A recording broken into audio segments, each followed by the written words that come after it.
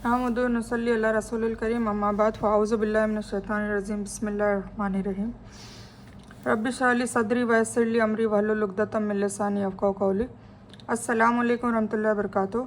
हमने पारा नंबर 1 अल्हम्दुलिल्लाह कंप्लीट कर लिया है और उसका क्रक्स जो था वो भी मैंने आपको बता दिया कि पारा नंबर 1 में अल्लाह ताला क्या कहना चाहता है। ठीक है, अब हम पारा नंबर 2 स्टार्ट करते हैं। अब पारा नंबर 2 में जो हमारी सेकंड नंबर की सूरत थी अल बकर वही चल रही है, वो कंटिन्यू हो रही है आयत नंबर 142 से। तो मैं स्टार्ट करती हूँ। आउज़ु बिल्लाहि मिनश शैतानिर रजीम बिस्मिल्लाहिर रहमानिर रहीम। सयक़ूलु सुफ़हाउ मिनन्नासि मम्मा वल्लाहुम अन क़िबलतिहिम लती कानू अलैहा क़ुल लिल्लाहिल मशरिक़ु वल मग़रिब यहदी मन यशाउ इला सिरातिम मुस्तक़ीम। करीब है कि बेवकूफ़ लोग कहेंगे कि जिस किबला में जिस दिशा की तरफ तुम मुंह करके नमाज पढ़ते थे किबला पर थे, उससे इन्हें किस चीज़ ने फेर लिया है। आप कह दीजिए कि पूरब और पश्चिम का मालिक अल्लाह ताला है, वह जिसे चाहे सीधा रास्ता दिखाता है। अब ये बात हो रही है जो लोग उम्रा हज पढ़ने गए हैं उन्होंने मस्जिद किबलातैन, दो किबलों वाली मस्जिद में नमाज़ पढ़ी होगी जो मदीना में है। ठीक है, तो मस्जिद किबलातैन में दोनों तरफ पूरब और पश्चिम, अभी हमारा जो किबला है वो पश्चिम में है, वेस्ट साइड है, ईस्ट में और वेस्ट दोनों में वो नमाज़ पढ़ी जाती है। तो ये एक किस्सा है, मैं आपको बता देती हूँ। ये किस्सा क्या है कि हुजूर पाक सल्लल्लाहु अलैहि वसल्लम को रिसालत मिली, जब वो नबी हुए तो उनका हमेशा ये दिल करता था कि हरम शरीफ में मतलब काबा हो। ठीक है, पहले काबा कहाँ था? बैतुल मुक़द्दस मस्जिद अक्सा में था। तो वो बिल्कुल डिफरेंट ऑपोजिट साइड में मस्जिद अक्सा पड़ती है, तो वहाँ पर काबा था। ठीक है, तो एक दिन क्या हुआ, ज़ोहर की नमाज जब वो पढ़ रहे थे और 4 रकात फ़र्ज पढ़ रहे थे, उसमें अचानक 2 रकात के बाद अचानक वही नाजिल हुई चालू नमाज में। जिब्रील अलैहिस्सलाम आए वही लेकर, मैसेज लेकर अल्लाह ताला का कि तुरंत काबा बदल लो। तो चालू नमाज में 2 रकात उन्होंने इस तरफ पढ़ी पूरब की तरफ मस्जिद अक्सा की तरफ, और वही आई कि अब काबा चेंज हो गया है पश्चिम की तरफ, मतलब मक्का की तरफ, मतलब हमारे मस्जिद हरम की तरफ। ठीक है, काबा की तरफ, वो काबा हो गया, काबा शरीफ जो अभी है। तो 2 रकात उन्होंने उस वक्त वहाँ पढ़ी और फिर 2 रकात वो इमाम थे तो सफ़ों को चीरते हुए उन्होंने दूसरी सेकंड साइड पढ़ ली। अब उनकी जो पहली सफ़ 2 सफ़े मुफस्सिरीन जहाँ तक स्कॉलर्स कहते हैं बताते हैं कि 2 सफ़ों ने तो बिना सोचे समझे पूछे हुजूर पाक सल्लल्लाहु अलैहि वसल्लम की तरफ मुंह फेर लिया, और बाकी के जो लोग जिनको समझ में नहीं आया उन लोगों ने वैसे ही पढ़ी, मतलब वो नमाज ऐसी पढ़ी गई। ठीक है, तो अब इसमें क्या है कि कुछ लोग ये जैसे मुनाफिकीन लोग भी थे उस गुट में, तो वो हंसी उड़ा रहे थे कि करीब ही बेवकूफ़ लोग हैं ये कि अपना किबला चेंज करते रहते हैं, मतलब पहले जिस दिशा में पढ़ते थे उससे अलग दिशा में पढ़ा। तो अल्लाह ताला इस चीज़ के लिए कह रहा है कि पूरब और पश्चिम का मालिक कौन है? अल्लाह ताला, वह चाहे जिसे चाहे सीधा रास्ता दिखाता है। तो हुजूर पाक सल्लल्लाहु अलैहि वसल्लम की इच्छा थी, इसलिए हुजूर अल्लाह ताला ने वो कबूल कर ली। तो इसमें इतना बेवकूफ़ और ये सब बोलने की कहाँ ज़रूरत है? ठीक है ना, तो ये उसका मैं आपको जवाब आपको बता रही थी। तो ये वो बात हो रही है। और हमने इसी तरह तुम्हें बीच की उम्मत बनाया है। देखो 286 नंबर की 286 टोटल आयत है और 143 एकदम सेंटर में आती है, जस्ट हाफ 143 होगी ना, और 143 में ही हमको कहा गया है कि तुम एतदाल की उम्मत हो, मतलब तुम्हें बैलेंस में रहना है, ना तुम्हें किसी भी चीज़ में जा हद से ज़्यादा बढ़ना है और ना हद से ज़्यादा नीचे रहना है। हमें हमेशा हर चीज़ में हिकमत से काम लेना और बैलेंस में रहना है, हर चीज़ में, हर प्रैक्टिकल में आप देखोगे तो हम बैलेंस में रहेंगे तब जाके हमारा सेट बैठेगा। तो कितना अच्छा अल्लाह ताला ने, देखो 143 में एग्जैक्ट सेंटर में ही बीचों बीच की जो आयत है उसी में बताया है कि हम एतदाल की कौम है ना, और हमने इसी तरह तुम्हें बीच की उम्मत बनाया है। ठीक है ना, तो एतदाल, ताकि तुम लोगों पर गवाह हो जाओ और रसूल सल्लल्लाहु अलैहि वसल्लम तुम पर गवाह हो जाए। और जिस किबले पर तुम पहले से थे उसे हमने सिर्फ इसलिए मुकर्रर किया था कि हम जान ले कि रसूल के सच्चे ताबेदार कौन कौन है। ठीक है ना, अल्लाह ताला ने किबला चेंज करके ये भी देख लिया कि रसूलुल्लाह सल्लल्लाहु अलैहि वसल्लम के ताबेदार कौन है, क्योंकि उनको वही आई, उन्होंने किबला चेंज करना बताया तो कौन कौन उनकी बात मान रहा है। तो जो अपनी एड़ियों के बल पलट जाता है, जबकि यह काम कठिन है, लेकिन जिन्हें अल्लाह ने हिदायत दी है उन पर कोई कठिनाई नहीं है। अल्लाह ताला तुम्हारा ईमान बर्बाद नहीं करेगा। अल्लाह ताला लोगों के साथ प्यार और रहम करने वाला है ना। फिजिकली एक साइकोलॉजिकली हम देखें तो जो बंदा शुरू से एक ही जगह डायरेक्शन में नमाज पढ़ रहा है, फिर अचानक उसे कह दिया जाए कि इससे बिल्कुल उलट पड़ना है तो मुश्किल ना। पर जो जिनको हिदायत मिल गई, जिन्होंने पक्का यकीन कर लिया अल्लाह और अल्लाह के रसूल पे सल्लल्लाहु अलैहि वसल्लम पे, तो फिर उसके लिए ये बहुत आसान है। उन्होंने कह दिया मतलब पत्थर की लकीर, बात ख़त्म। ठीक है, सरे हम तस्लीम करना है। हम आपके मुंह को आसमान की तरफ बार बार उठते हुए देख रहे हैं। अब हम आपको उस किबले की तरफ फेर देंगे जिससे आप खुश हो जाएं।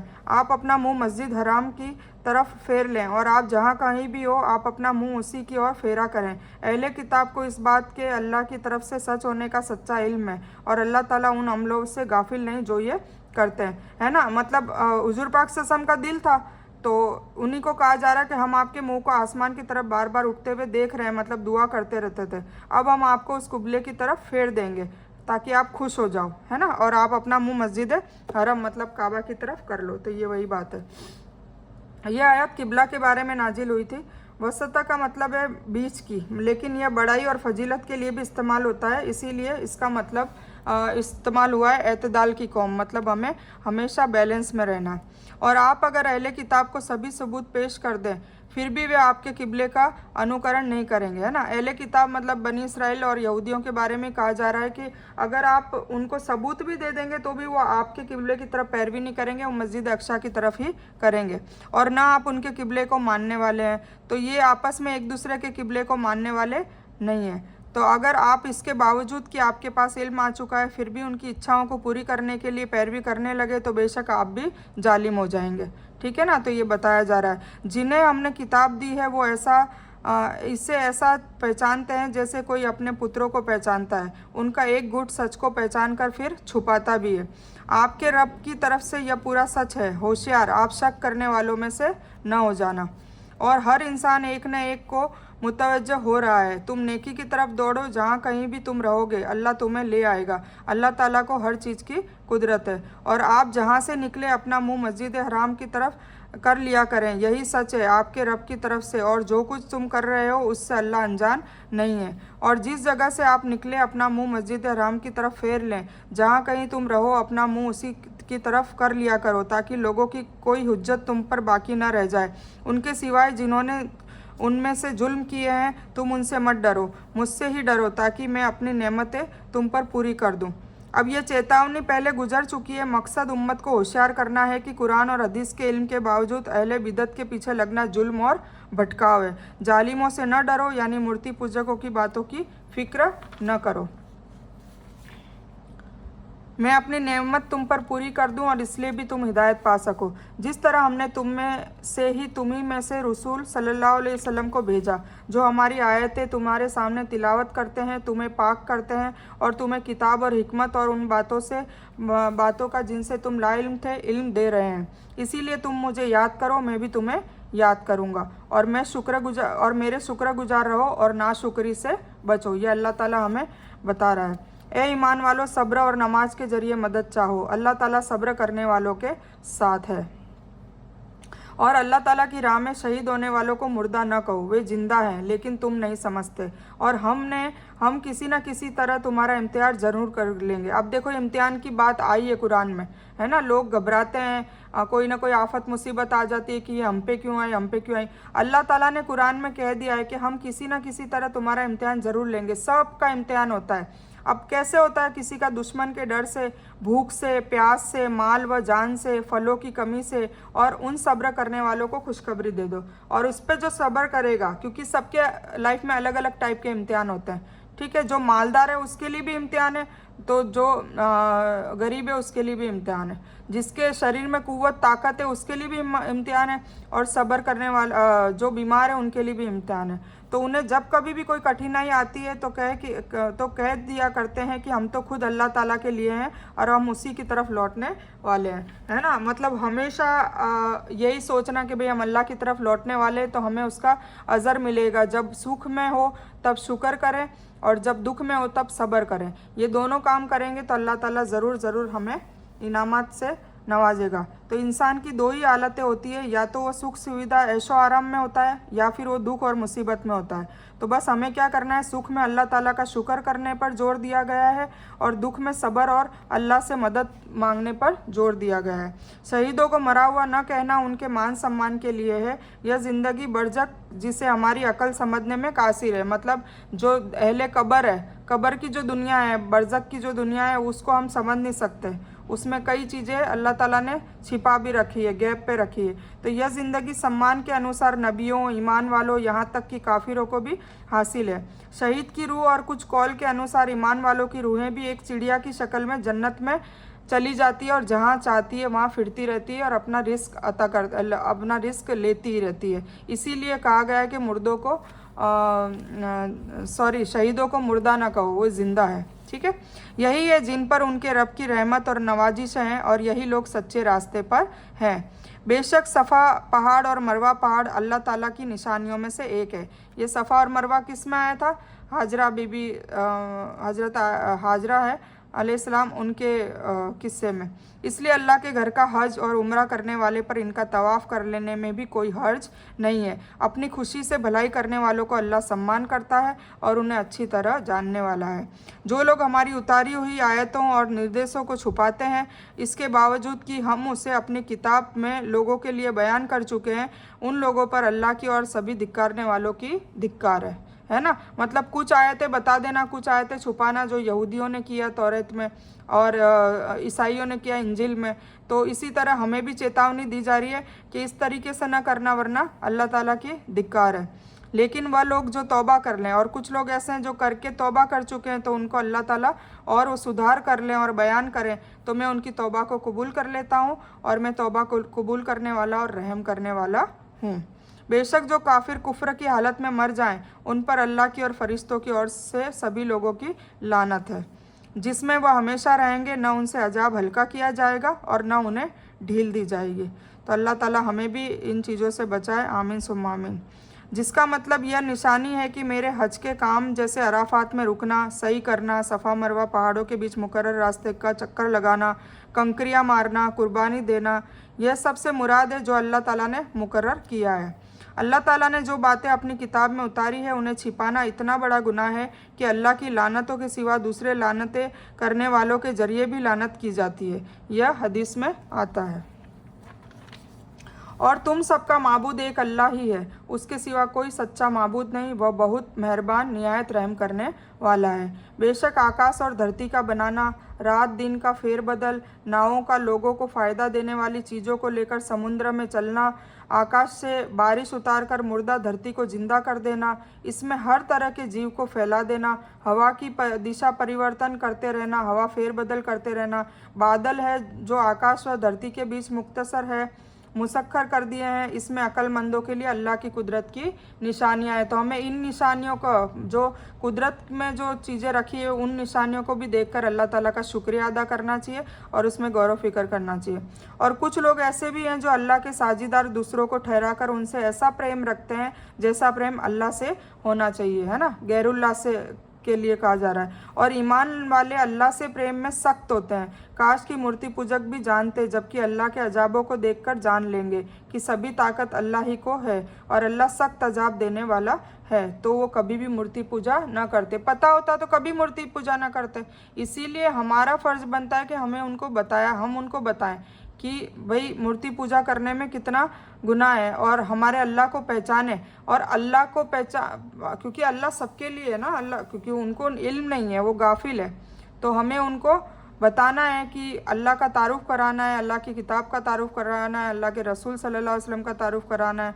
हमें अखलाक से बताना है, क्या अखलाक उन्होंने बताए थे वो हमें भी अमल में लाना है और लोगों तक भी बताना है। वामिलुस्सालिहात और तवासव बिल हक और तवासव बिस सब्र। जिस समय मुखिया लोग अपने पैरोकारों से अलग हो जाएंगे और अजाब को अपनी आंखों से देख लेंगे और सभी रिश्ते टूट जाएंगे। मुखिया लोग का मतलब ये है कि जो अपने अपने धर्म गुरु या उनको बताते हैं ना कि ये हमें ले जाएंगे जन्नत में, हमारी शफात कराएंगे, कोई क्या कहता है कोई क्या कहता है, तो सबका अल्लाह ताला ने कह दिया कि वहाँ सिर्फ़ और सिर्फ मैदान असर में सिर्फ किसकी चलेगी, सिर्फ़ और सिर्फ अल्लाह ताला की। ठीक है ना, तो वहाँ सिर्फ अपने अपने अमाल काम आएंगे, बाकी किसी की ना तो मदद आएगी ना किसी की सिफारिश आएगी, कुछ भी काम नहीं आने वाला। जिस समय मुखिया लोग अपने पैरोकारों से अलग हो जाएंगे और अजाब को अपनी आंखों से देख लेंगे और सभी रिश्ते फिर आपस में टूटने ही हैं। और ताबेदार कहने लगेंगे काश हम दुनिया की तरफ दोबारा जाएं और हम भी उनसे इसी तरह अलग हो जाएं जैसे ये हमसे हैं। इसी तरह अल्लाह ताला उन्हें उनके अमल दिखाएगा, उनको पछतावे के लिए कभी भी जहन्नम से ना निकल पाएंगे। फिर वो सोचेंगे, अफसोस करेंगे कि हम तो इनके चक्कर में सोच रहे थे कि हमें जन्नत मिलेगी, पर ये तो अभी से हमारे से अलग हो गए। तो ये लोग सोचेंगे काश हम दुनिया में वापस जाएं, फिर इनसे अलग रहें, फिर अल्लाह की फरमाबरदारी करें और फिर वापस आएँ। तो अल्लाह ताला क्या कहेगा, अब टाइम ख़त्म है, अब बस अपने अपने अमाल के हिसाब से पछतावे के अलावा तुम्हारे पास अब कोई काम नहीं रहा है और जहन्नम से हमेशा हमेशा के लिए नहीं निकल पाएंगे। मुशरिक आखिरत में धर्मगुरु और धर्मचारियों की मजबूरी और खयानत पर अफसोस करेंगे, लेकिन इस अफसोस का कोई फ़ायदा न होगा। काश दुनिया में ही शिर्क से तौबा कर लेते। ए लोगों, धरती में जितनी भी हलाल और पाक चीज़ें हैं उन्हें खाओ पियो और शैतान के रास्ते पर न चलो, वह तुम्हारा खुला हुआ दुश्मन है। वह तुम्हें सिर्फ बुराई और बेहयाई का और अल्लाह ताला पर उन बातों का कहने का हुक्म देता है जिन्हें तुम्हें इल्म नहीं है। ठीक है, अल्लाह ताला हमसे इब्लिस की वसवसे से और उसकी चालों से हम लोगों को बचाए, आमीन। और उनसे जब कभी भी कहा जाता है कि अल्लाह ताला की उतारी हुई किताब पर अमल करो, तो जवाब देते हैं कि हम तो उस रास्ते का पालन करेंगे जिस पर हमने अपने बाप दादा को पाया है, जबकि उनके बुजुर्ग बेवकूफ़ और भटके हुए हों।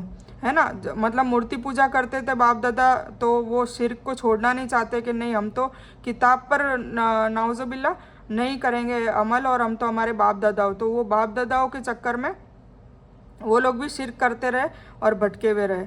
और काफिर उन जानवरों की तरह हैं जो अपने चरवाहे की सिर्फ पुकार और आवाज़ को ही सुनते हैं, पर वो समझते नहीं हैं। वह बहरे हैं, गूंगे हैं और अंधे हैं, उन्हें अकल नहीं है। यानी शैतान के ताबेदार बनकर अल्लाह की हलाल की हुई चीज़ों को हराम न कहो, जिस तरह से मूर्ति पूजकों ने किया कि अपनी मूर्तियों के नाम से वक़फ़ जानवरों को अपने लिए हराम कर लेते थे, जिसका तफसीली बयान सूरह अल आनाम में आया हुआ है। आज भी अहले बिदत को समझाया जाए कि इन नई बातों की धर्म में कोई कीमत नहीं, तो वह यही जवाब देंगे कि ये रीति रिवाज हमारे बुजुर्गों से चली आ रही है, जबकि बुजुर्ग भी दीन के इल्म से नावाकिफ़ और हिदायत से महरूम हो सकते हैं। है ना, तो ये हमें सोचना चाहिए। उनको बेचारों को नहीं पता था तो ज़रूरी नहीं है कि हम उनके नक्शे कदम पर चले, जबकि उनके लिए भी मगफिरत मांगे और हमारे अमल सुधारे तो हमारी नेकियों की वजह से, हमारे गुनाह छोड़ने की वजह से उनको भी सवाब मिल सकता है। इसीलिए मजहबी दलीलों के सबूत के सामने बुजुर्गों के हुक्मों को मानना, इमामों की पैरवी करते रहना, बिना सबूत के उनकी बात को माने जाना, यह पूरी तरीके से भटकाव है। जब तक इल्म नहीं था बात अलग है, इल्म आने के बाद फिर हमारा अमल चेंज हो जाना चाहिए। अल्लाह ताला मुसलमानों को भटकाव के दलदल से निकाले, आमीन।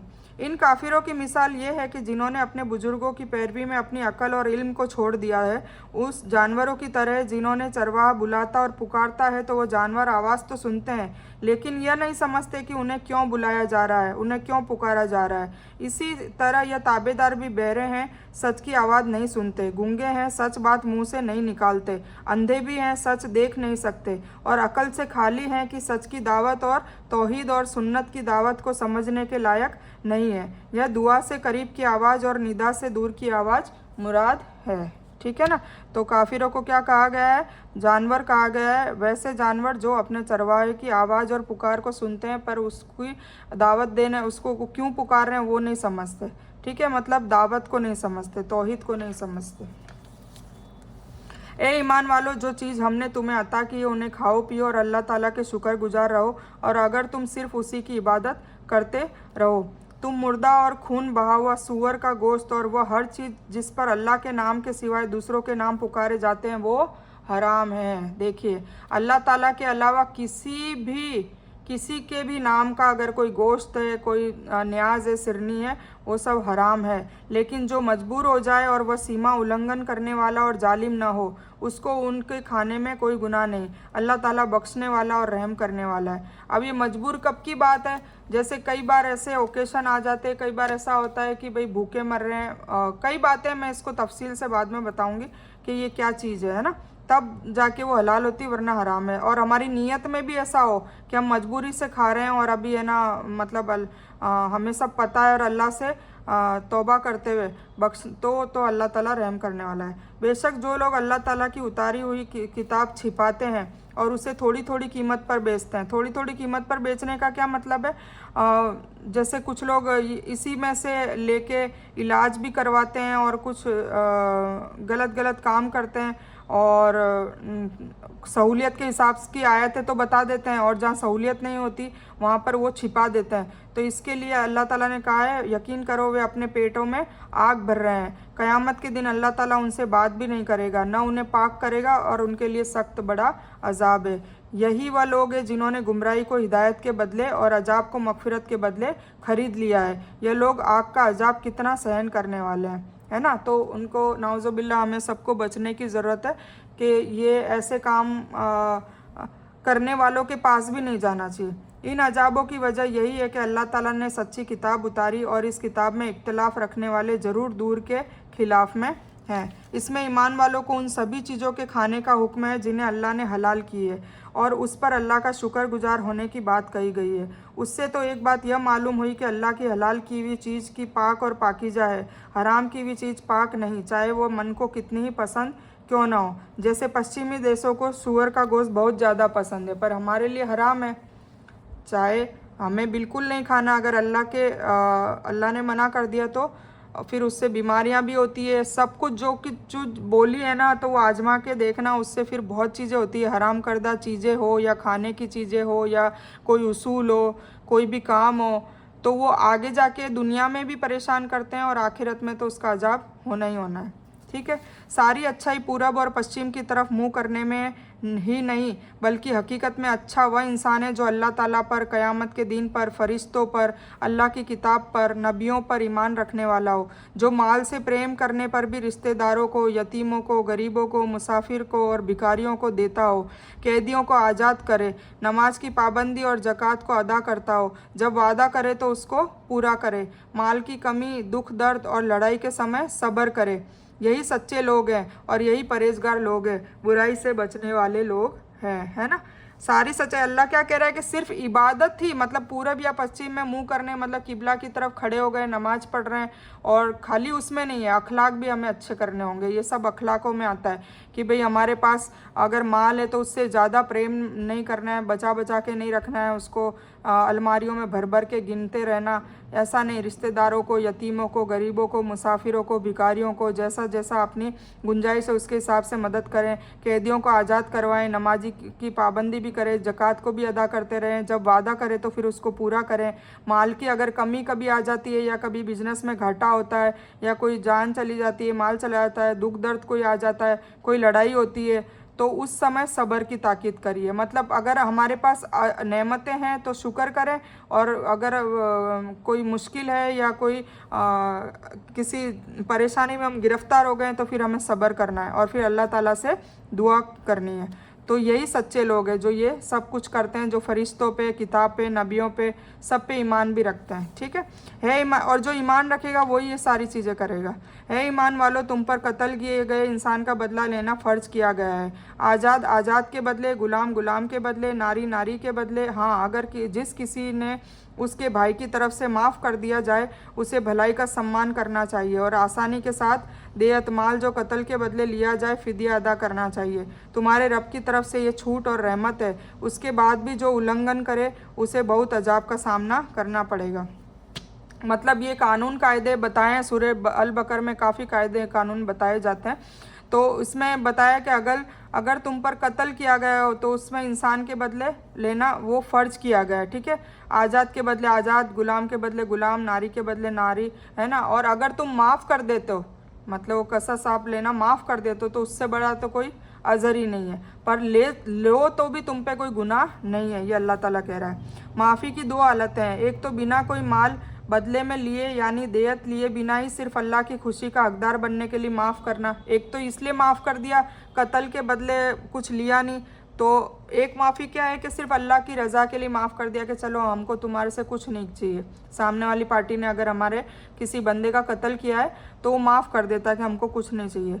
दूसरी हालत कत्ल के बजाय देयत कबूल कर लेना, मतलब कत्ल के बदले कत्ल का अल्लाह ताला ने ऑर्डर दिया है, कत्ल भी कर सकते हैं, ठीक है, कत्ल करने का कहा है, पर अगर तुम कत्ल नहीं कर रहे हो और उसका मुआवजा पैसों के रूप में ले रहे हो तो ये भी एक माफ़ी है ना। मतलब कत्ल माफ़ कर दिया ना, जान माफ़ कर दी, माल ले लिया, तो देयत लिए बिना ही सिर्फ अल्लाह की खुशी का हकदार, एक तो वो हो गया, और दूसरी हालत ये है कि कत्ल के बजाय देयत कबूल करी जाए, मतलब माल ले लिया जाए, और यह दूसरी हालत अपनाई जाए तो कहा जा रहा है कि देयत लेने वाला भलाई का पालन करे।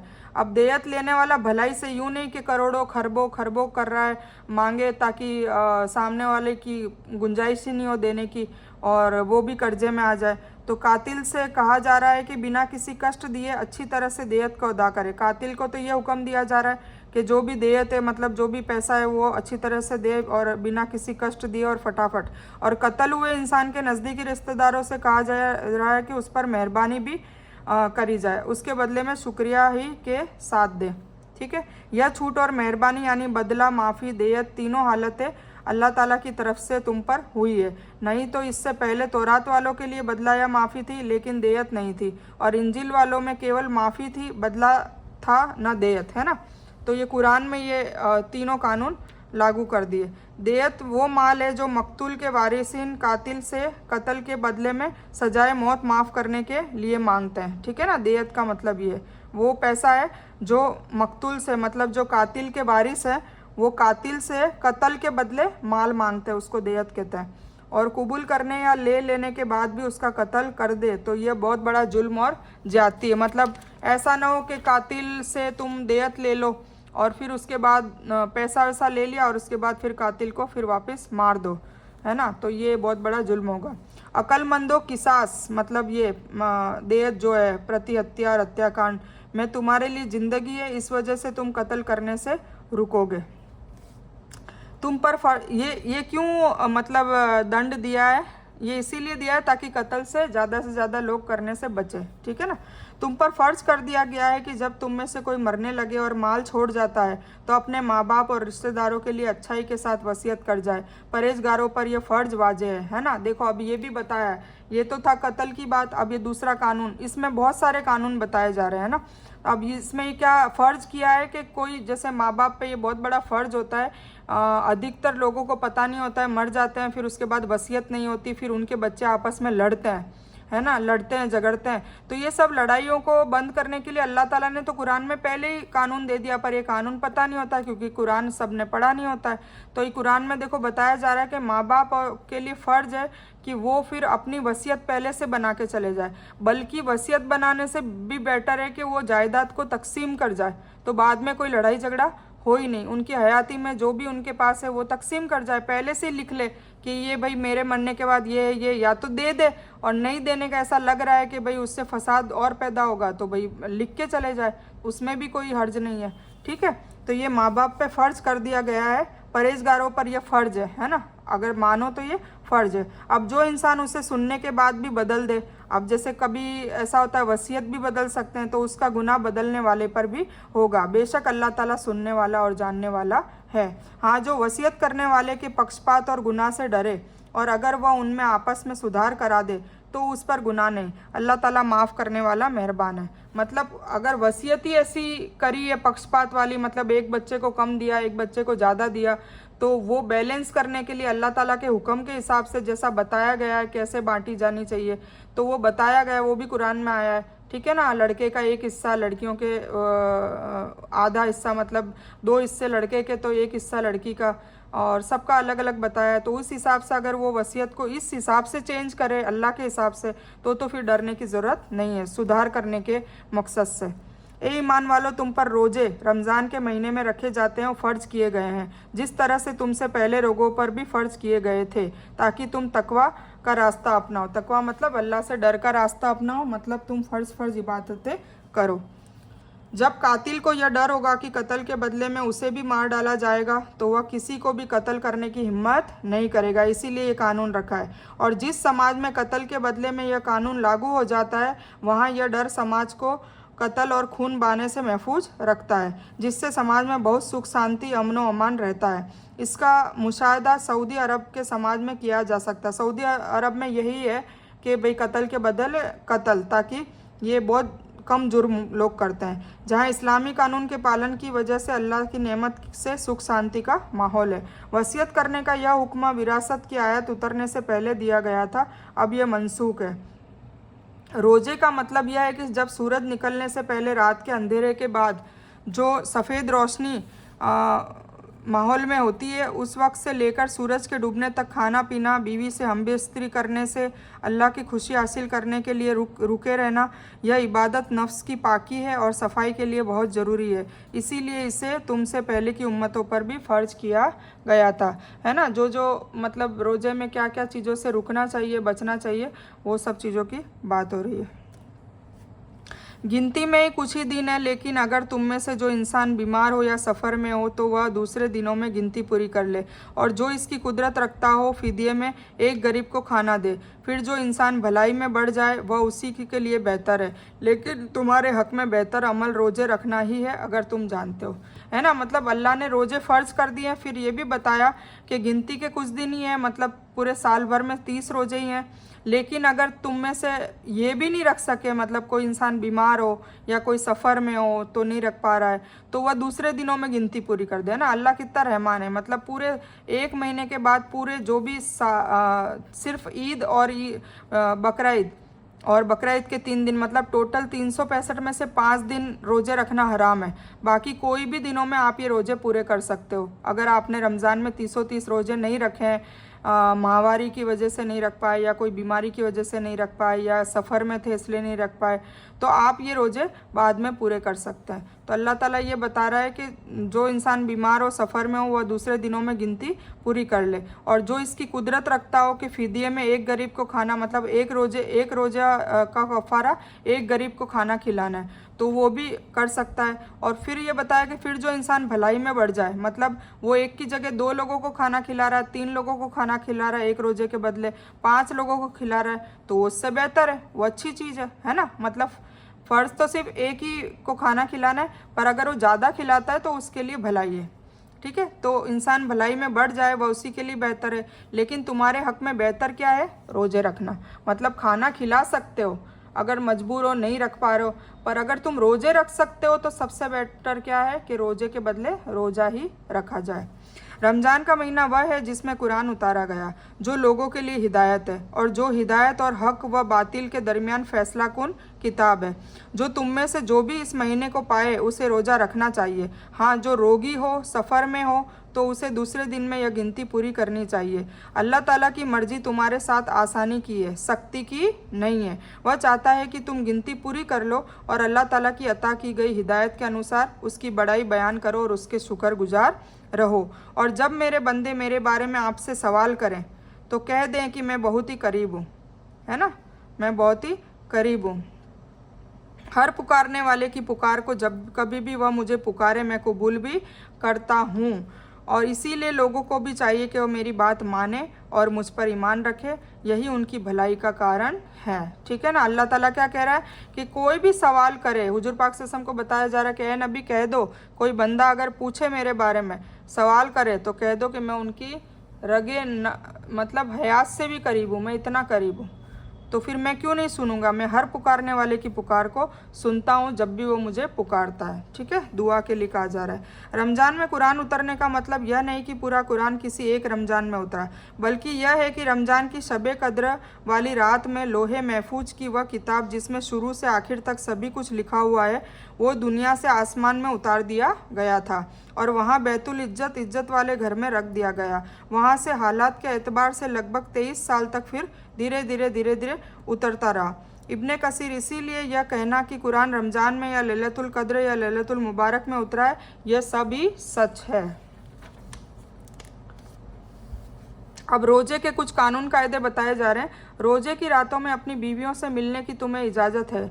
वह तुम्हारा लिबास है और तुम उनके लिबास हो। तुम्हारी छिपी खयानत का अल्लाह को इल्म है। उसने तुम्हारी तौबा को कबूल कर तुम्हें माफ़ कर दिया है। अब तुम्हें उनसे हमबिस्तरी की और अल्लाह की लिखी हुई चीज़ को ढूंढने का हुक्म है। तुम खाते पीते रहो यहाँ तक कि फजर की सफ़ेदी का धागा अंधेरे के काले धागे की वाजह हो जाए। फिर रात तक रोजे को पूरा करो और बीवियों से उस समय हमबिस्तरी न करो जबकि तुम मस्जिदों में एतिकाफ मुकर्ररा वक्त के लिए अल्लाह की इबादत के मकसद से अपने आप को मस्जिद तक की महदूद कर लेना, ठीक है, उसमें हो। यह अल्लाह ताला के हुदूद हैं, तुम इनमें करीब भी न जाओ। इसी तरह अल्लाह अपनी निशानियां लोगों पर बयान करता है ताकि वे बचें। अब रोज़ों में क्या कहा गया? पहले ऐसा था कि रोज़ों में दिन में और रात में पूरे महीने हमबिस्तरी का कानून नहीं था, ठीक है, मतलब नहीं कर सकते थे। फिर बाद में अल्लाह ताला ने ये बोला कि रोज़ों की रातों में अपनी बीवियों से मिलने की, मतलब रोज़ा खोलने के बाद और फजर की नमाज से पहले पहले तुम हमबिस्तरी कर भी सकते हो और फिर पाक हो जाओ और नमाज नहीं जानी चाहिए, है ना। फिर रोज़ा रखो, रोज़े की हालत में हमबिस्तरी नहीं कर सकते। और रोज़े और एक एतिकाफ़ में जो 10 दिन होते हैं उसमें जब मस्जिद में जाते हैं तब भी रात को, फिर रोज़ा खोलने के बाद रात को तो मस्जिद में ही रहेंगे ना, उस वक्त भी हमबिस्तरी से मना किया गया है, ठीक है ना। बाकी अल्लाह ताला कह रहा है तुम खाते पीते रहो यहाँ तक कि फजर की सफ़ेदी आ जाए, मतलब खूब खाओ सहरी के वक्त से पहले तक, और फिर रात तक रोज़े को पूरा करो। बीवियों से उस समय हमबिस्तरी ना करो, ठीक है ना। फिर उसके मतलब कब ना करो? जब तुम एतिकाफ़ में हो। 10 दिन भी मनाही है जो एतिकाफ़ करता है। और एक दूसरे का माल गलत तरीके से न खाया करो। न हकदार इंसानों को रिश्वत पहुंचाकर किसी का कुछ माल जुल्म से हड़प कर लिया करो, अगरचे कि तुम जानते हो, है ना। एक दूसरे का माल नाहक, मतलब किसी का माल खाना भी गुनाह है। लोग आपसे नए चांद के बारे में सवाल करते हैं, आप कह दीजिए कि यह लोगों की इबादत के वक्त और हज के मौसम के लिए है, एहतराम की हालत में और एहराम की हालत में। और घरों के पीछे से तुम्हारा आना कोई नेक काम नहीं, बल्कि नेक काम वह है जो अल्लाह से डरता हो। घरों में उनके दरवाजे से आया करो और अल्लाह से डरते रहो ताकि तुम कामयाब हो जाओ, है ना। इस्लाम के शुरू में एक हुक्म यह था कि रोज़ा खोल लेने के बाद ईशा की नमाज या सोने तक खाने पीने और पत्नी से हमबिस्तरी करने का हुक्म था। सोने के बाद इनमें से कोई काम नहीं किया जा सकता था। वाजह है यह मना करना कठिन था और इसके हिसाब से काम करना कठिन था। अल्लाह ताला ने इस आयत में दोनों पाबंदी मनसूख कर दी, है ना। पहले मतलब मना था हमबिस्तरी करना, बिल्कुल ही पूरे महीने भर तक रुकना पड़ता था, पर फिर अल्लाह ताला ने बाद में ये मनसूख कर दिया कि हमबिस्तरी कर सकते हो रोज़ा खोलने के बाद, ठीक है, फिर और रोज़ा खोल रखने से पहले तक। यह ऐसे इंसान के बारे में है जिसके पास किसी का हक हो और मालिक के पास कोई सबूत ना हो, जिसका फ़ायदा उठाकर वह इंसान अदालत या हकदार के से अपने हक में फ़ैसला करा ले और इस तरह दूसरे का हक ले ले। यह जुल्म और हराम है। अदालत का फ़ैसला जुल्म और हराम को जायज़ नहीं कर सकता। यह जालिम अल्लाह के सामने भी मुजरिम होगा। मतलब किसी का माल है और उसको झूठा झूठा गलत गलत डॉक्यूमेंट बना के और वो उसको हड़प ले, उससे छीन ले, तो ये सबसे बड़ा गुनाह है। और लड़ो अल्लाह की राह में उनसे जो तुमसे लड़ते हैं और जुल्म न करो, अल्लाह ताला जालिम को पसंद नहीं करता। और उन्हें मारो जहाँ भी पाओ और उन्हें निकालो जहाँ से उन्होंने तुम्हें निकाला। और फितना, लड़ाई झगड़ा, फसाद कत्ल से ज़्यादा बुरा है। और मस्जिद हराम के पास उनसे लड़ाई ना करो जब तक कि वे खुद तुमसे न लड़ें। अगर वे तुमसे लड़ें तो तुम भी उन्हें मारो। काफिरों का बदला यही है। अगर वे रुक जाएं तो अल्लाह ताला बहुत बख्शने वाला, रहम करने वाला है। और उनसे लड़ो जब तक कि फितना न मिट जाए, अल्लाह ताला का दिन रह जाए। अगर वह रुक जाए तो तुम भी रुक जाओ। जुल्म तो केवल जालिमों पर है, ठीक है। अंसार जाहिलियत के दौर में जब हज या उम्रा का एहराम, हज और उम्रा के लिए एक ख़ास हालत में जिसमें मर्द एक लुंगी और एक ओढ़ने की चादर जो एहराम कहला जाता है वो बांधता है, और फिर उसके बाद किसी चीज़ की ज़रूरत पड़ती तो अपने घरों में मुख्य दरवाजे से न दाखिल होते बल्कि पीछे की दीवार लांघ कर दाखिल होते। ये उन लोगों की बात है जो वहीं रहते हैं, है ना। तो कोई चीज़ की होती तो वो क्या पीछे से चले जाते, ये मानते कि मैं तो अभी हज के उसमें हूँ तो सामने से नहीं जाऊँगा, पीछे से जाऊँगा, तो वो ऐसा सोचते थे कि इससे मैं बच जाऊँगा, बल्कि पीछे की दीवार लांघ कर दाखिल होते। इसको वह सवाब समझते थे। अल्लाह ताला ने कहा कि यह सवाब नहीं है। इस आयत में पहली बार उन लोगों से लड़ने का हुक्म दिया गया है जो हमेशा मुसलमानों के कत्ल करने के ख्याल में रहते थे, फिर भी जाति से रोका गया है ना। अगर वो खुद लड़े तो डिफेंस के लिए हमें लड़ने के लिए बोला है, हमें एक्शन में लड़ने के लिए नहीं बोला है, क्योंकि अल्लाह ताला झगड़े फसाद को पसंद नहीं करता। जिसका मतलब यह है कि कुचलो नहीं, औरतों, बच्चों, बूढ़ों को जिनके जंग में योगदान न हो कत्ल मत करो। पेड़ वगैरह को जला देना, जानवरों को बिला वजह मार डालना, ये सब भी ज्यादती है, इनसे बचा जाए।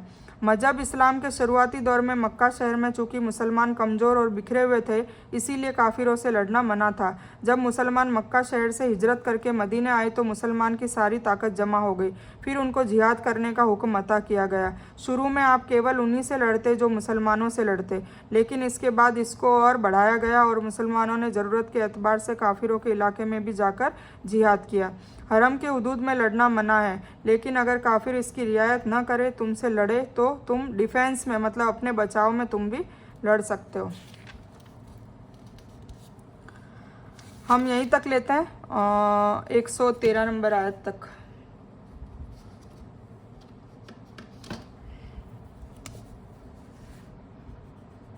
आज हमने पारा नंबर 2 स्टार्ट किया था और अल्हम्दुलिल्लाह 193 आयत हमने कवर कर ली, 143 से 193। बाकी हम मज़ीद आगे करेंगे इंशाल्लाह। तो मैं बयान यहीं मुख्तसर ख़त्म करती हूँ। इस बयान में कुछ भी दीन की अच्छी और हक बात आई है वो सिर्फ़ और सिर्फ अल्लाह की तरफ से है, और कोई भी बुरी बात गलती से या जज्बात में आकर मेरे मुंह से निकल गई हो वो मेरी तरफ से है, और मैं उसके लिए अल्लाह अज़्ज़ व जल से और आप सभी लोगों से माफ़ी की तलबगार हूँ। मैं कोई आलिमा नहीं हूँ, सिर्फ तालिब इल्म हूँ, और मेरी कोशिश से आप सबको सही नफ़े वाला इल्म पहुँच जाए और मैं आप लोगों की हिदायत और हिकमत में सदका जारिया बनूँ। बस मेरी यही तमन्ना है। आमीन सुम्मा आमीन या रब्बल आलमीन। रब्बना आतीना मिन लदुनका रहमतन व हीलना मिन अमरिना रशदा। अल्लाहुम्मा सल्ली अला मोहम्मद व अला आलि मोहम्मद कमा सल्लैता अला इब्राहीम व अला आलि इब्राहीम इन्नका हमीदुम मजीद। अल्लाहुम्मा बारिक अला मोहम्मद व अला आलि मोहम्मद कमा बारकता अला इब्राहीम व अला आलि इब्राहीम इन्नका हमीदुम मजीद। व आखिरु दावाना अनिल हम्दुलिल्लाहि रब्बिल आलमीन।